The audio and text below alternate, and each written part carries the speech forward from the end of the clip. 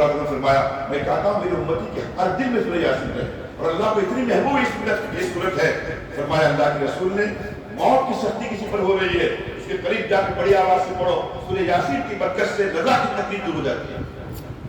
مولانا علی میاں صاحب زندگی پر پڑھتے رہے، کیا ہوا؟ اچھی موت مانگنے سے نہیں آتی، اچھی موت اچھے کام کرنے سے آتی ہے۔ مولانا علی میاں صاحب پر میں نے چھوٹی سی کتاب لکھی مفکر اسلام و تاثرات، ایک الگ انداز کی ہے کتاب زندگی کا، ایک ورق دو ورق الگ الگ ناول افسانے کے ٹیپ پہ کتاب پہلی بات چھپی ہو، ہم نے اس میں لکھا کتاب زندگی کا آخری ورق، اس میں نقشہ کھینچا ہے، ہم نے کہا جمعہ کا دن، رمضان کا مہینہ، شب قدر کی رات، نماز کی تیاری، غسل سے فراغت، عطر لگا کر، شیروانی پہن کر، ہاتھ میں قرآن مجید کی تلاوت، اور تلاوت میں سورہ یاسین، اور سورہ یاسین میں جب وہ لفظ زبان پر آیا فبشر المخلدون علی کریم، مولانا عائشہ صوفے پر بیٹھے ہوئے تھے، سر پیچھے جھکا انتخاب ہو گیا کہ ہم نہیں کہیں گے ایسی موت ہم کو ملے، ہم تو گنہگار ہیں، ان سے نہیں الگ گنہگار ہے جن کو گنہگار سمجھا جاتا ہے۔ میں تو 11 بار نہیں 111 بار پڑھنا چاہیے، میں آپ سے کہہ رہا ہوں آج سے طے کریں کہ انشاءاللہ 4 بار سے میں کم پڑھوں گا، اپنے مدرسے میں کمپلسری کر دیجیے۔ میں نے اپنے کلاس کے اندر ہشتم عربی میں عالیہ رابعہ میں 3 سال سے میں نے کمپلسری کر دیا، تفسیر کے گھنٹے میں 80 نمبر آپ کو تفسیر کے ملیں گے، 20 نمبر آپ کو 12 آئٹم کے ملیں گے۔ رات کو 11 بجے سے پہلے سونا، 2 رکعت تہجد پڑھنا، 5 منٹ مادری زبان میں اللہ سے مانگنا، 6 رکعت اوابین پڑھنا، اور جو ہے فلاں فلاں فلاں کام کرنا۔ میں نے کہا بچوں سے اگر تمہارے نمبر کم بھی آ گئے خود بخود تم پاس ہو جاؤ گے، اس کا اثر ہو رہا ہے، فائدہ ہو رہا ہے۔ ہم نے اپنے اسلامیات کے امتحان میں 4 سال سے کمپلسری کر دیا، 100% ریٹن کے تھے، 100% اورل کے تھے، تحریری اور تقریری۔ 4 سال سے ہم نے کہا 100 نمبر اعمال کے بچوں کے ساتھ، لڑکا ہے تو جماعت کے ساتھ نماز پڑھنا، بچہ بچی رات 11 بجے سے پہلے سونا، سورہ کہف پڑھنا، سورہ واقعہ پڑھنا، سورہ ملک پڑھنا، سورہ یاسین پڑھنا، پاؤ پارا پڑھنا، موعظتین پڑھنا، سورۃ موقرہ پڑھنا، الحمدللہ فائدہ ہو رہا ہے۔ اور قیامت تک بچے پڑھتے رہے کہ بچے ثواب کس کو ملے گا؟ آپ کو مجھے ملے گا۔ میں 1000 کوشش کروں اور میں خود نہ کروں اور دوسروں سے کہتا رہوں کہ میری بات کا اثر نہیں ہوگا، استاد پہلے سامنے آ کے بیٹھے گا، بچے نہیں پڑھائیں گے تو میرے سامنے آئے، 1000 چشتہ رہے استاد نہیں آئے گا۔ پورے بزرگوں کے معمول رکھیے مغرب بعد 6 رکعت پڑھنے کا، اور 6 رکعت مولانا کو کہتے تھے سنت، موقع چھوڑ کر 8 رکعت، کون سی برکت کتنی دیر لگتی ہے؟ سورہ واقعہ، سورہ یاسین اور سورہ ملک پڑھ کر 8 رکعت پڑھنے میں 12 سے 13 منٹ لگتے ہیں، 1444 منٹ کے اندر ہم اللہ کے لیے میں اپنے لیے دے رہے ہیں۔ اللہ اتنا خوش ہوگا، میرا ایک بندہ بہت 4 بار یاسین پڑھتا تھا، اللہ ہمارے حق میں فیصلے کر دیں گے، تقدیر میں لکھ دیں گے، بدلنے کا حق اس کو ہے۔ اس میرے بندے کو قرآن پڑھتے ہوئے اپنے پاس بلاؤں گا، یاسین پڑھتے ہی بلاؤں گا، اور مغفرت کی آیت کے ساتھ بلاؤں گا۔ 2 رکعت کم از کم تہجد، کتنے بھی تھک جائیں۔ حضرت بدری رحمۃ اللہ علیہ کے تعلق سے مولانا علی صاحب کہتے تھے بہت کم لوگ حضرت بدری کی طرح مصروف تھے، سفر سے آتے تھے سیدھے درجے پڑھانے آتے تھے، ہم ان سے زیادہ مصروف ہیں۔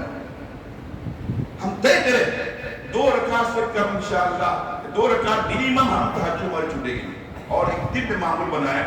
آخر میں آپ سے کہتا ہوں ایک 5 منٹ اللہ سے لاڈ پیار کی پرائیویٹ بات کرنا ہے، اس کو میں کہتا ہوں مادری زبان میں اللہ سے دعا کرنا۔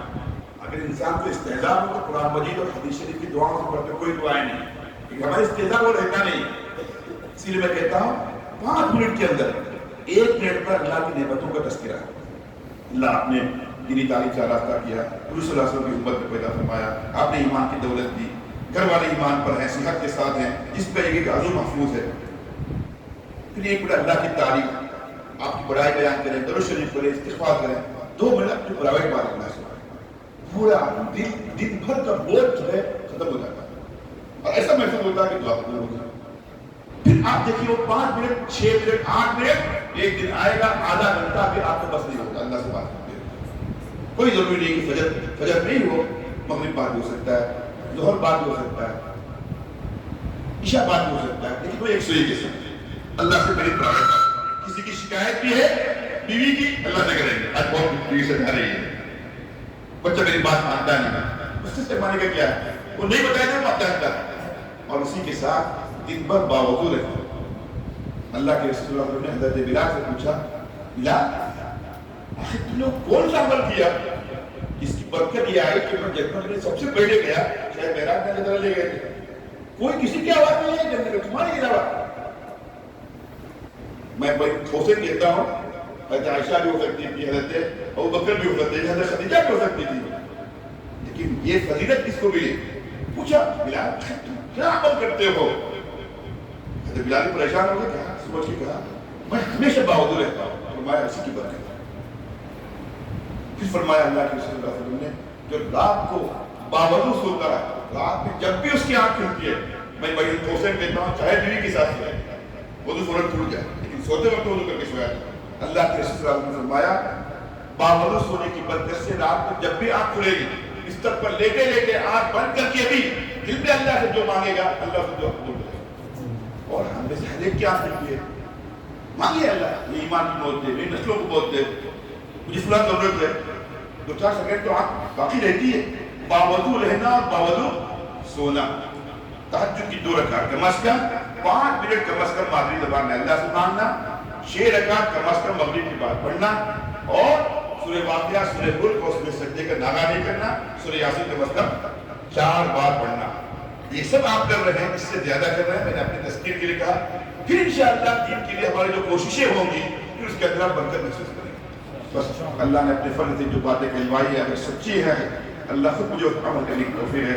اگر میں نے کبھی غلط بات کی اللہ مجھے معاف فرمائے. اور میں نے اپنی تذکیر کے لیے کہا, آپ بڑے بڑے علماء ہیں ماشاءاللہ, لیکن مجھے امید ہے کہ ایک نیا عزم, نیا جذبہ لے کر جائیں گے. ہمارے مولانا کو آپ دیکھیے, ان کی